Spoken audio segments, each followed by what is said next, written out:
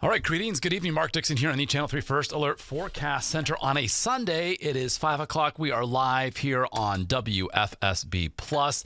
Thanks for joining us. Wanting to keep you up to date, of course, on this evolving weather situation. We've got this coastal storm.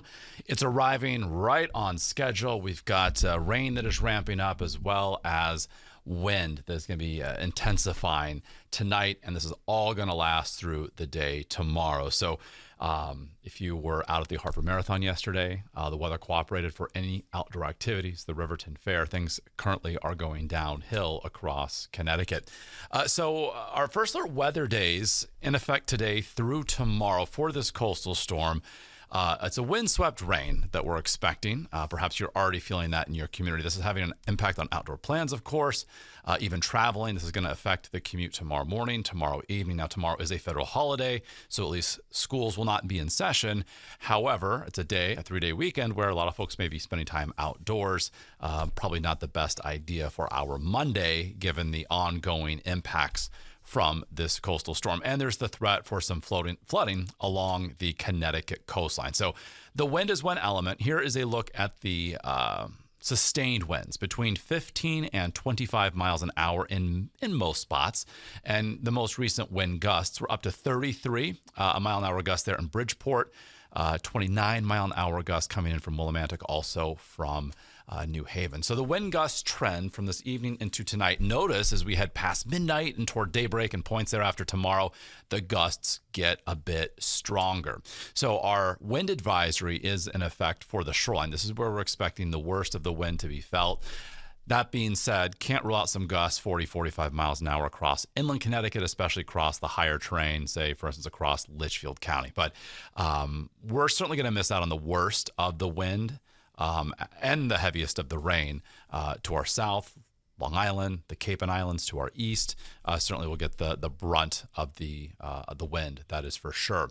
So tomorrow, for instance, along the shoreline, especially through the first half of the day, those winds could gust up to, if not over 40 miles an hour. And as we head into Tuesday, notice they start to decrease in intensity. So by Tuesday, the coastal storm will be moving out. But between now and then, the wind direction is pushing water into Long Island Sound. So we have a coastal flood advisory in effect through tomorrow evening. We're coming off one high tide cycle now. We have another one tomorrow morning, and we have then another one tomorrow evening.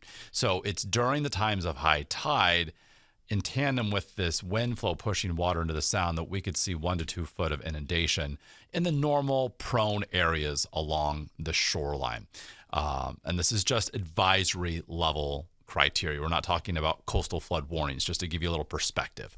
And here's a look at the upcoming high tide cycles: Stamford, New Haven, Old Saybrook, and New London, just picking a few spots there along the shoreline. So again, as we head in the pre-dawn hours of tomorrow, and then again mid to late afternoon into tomorrow evening, you can see those times. So certainly be mindful if you are in one of those prone areas. When it comes to rain so far, it's basically southeast of 84 where we've seen quarter to maybe half an inch in a few spots. To check First Alert Live radar, the rain is just now beginning to reach Litchfield County, reaching Torrington, still dry in Kent, still dry in Salisbury. It could be a little bit damp out there, but as far as any sort of meaningful rain, this batch of rain will continue progressing to the northwest. So as we head from this evening into the overnight hours, the rain and the wind continue to ramp up. You can see tomorrow with the peak of the storm, kind of this windswept rain. It may not be raining all day in every location. We'll have periods of rain, but when that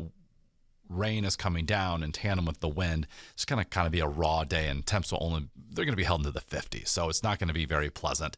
And we've got that ongoing threat for coastal flooding. Then Tuesday, the storm is on its way out. So you can see how the rain has been inching farther inland, farther northwest over the past several hours, initially starting in southeast Connecticut there along the shoreline, and then ever so slowly working to the west and northwest. So that's why it's just now getting to the northwestern corner of the state. Meanwhile, the Cape, the islands, it's been raining there for a while, as well as Long Island. So that's where we're going to see some of the heaviest rainfall total. So that coastal storm lurking by, we've got high pressure to our north. So between the two, kind of creating a squeeze play, and that's why that wind is up east-northeasterly, and that will continue to be the case through the day tomorrow before the system begins moving away. Then we've got a cold front well off to our west.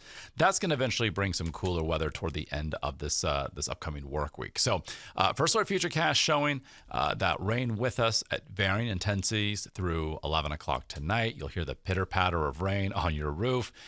Tomorrow we've got rain as well through the morning hours. You see those yellows and some oranges, even a few pixels of red there, indicating we could have some periods of heavier rain. And note those wind arrows too, increasing that wind intensity, getting those gusts up to, if not over 40 miles an hour by tomorrow morning. By around midday tomorrow and points thereafter, you can see again how it may not be raining all day long, but it's going to be a windswept rain when that rain is coming down. And then things start to improve Monday night into our Tuesday. So between now and when this all wraps up later tomorrow night, we could see an inch or two locally higher amounts possible here in Connecticut. More or less the greatest totals likely coming in from Long Island and as well from the Cape and Islands. The bullseye of heaviest has been moving around, but typically it has been staying to our east or to our south. But we could use some rain given the deficits that we have, and the little silver lining here outside of course, the bad timing for the weekend. The silver lining is that it's going to be coming over, say, a 36 to 48 hour window of time. So the overall concern for flooding is pretty low. So you can see again this low lurking throughout the day tomorrow to our south, and then beginning to pull away as we head through our Tuesday. So Tuesday is going to be a bit of a drier day. We could see some partial clearing before the day is up. And here comes that cold front that, again, is going to bring some cooler weather by the end of the week. So in summary, heavy rain is certainly a possibility. The gusty wind is a foregone conclusion. And if that wind is strong enough, all of our trees, I should say, are fully leafed. So that could lead to some branches coming down, some isolated power outages in spots. And again, we've got that coastal flooding concerns through the high tide cycles. And our foliage forecast over the next 7 days showing we've got, this would be our peak probably heading into it this upcoming weekend with a bit of a delay this year.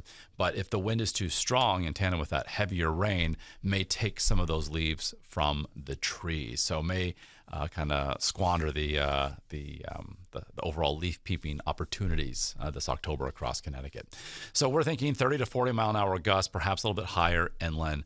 Highest likelihood for those gusts to go over 45 miles an hour will be along the shoreline. So we'll continue to monitor this, of course, very carefully for you. And we've got a full newscast coming up on Eyewitness News at 6 o'clock. We've got our first weather tracker out in the elements. So we have a broadcast while there's NFL on CBS. We will have Eyewitness News at 6 o'clock on the Wax. So check us out there. We'll have much more, again, team coverage on that. And then later on tonight, after these games wrap up, we'll see you for Eyewitness News at 11, again on Channel 3. So the storm is ramping up. We'll have much more ahead at 6 o'clock on the Wax. Hope to see you there.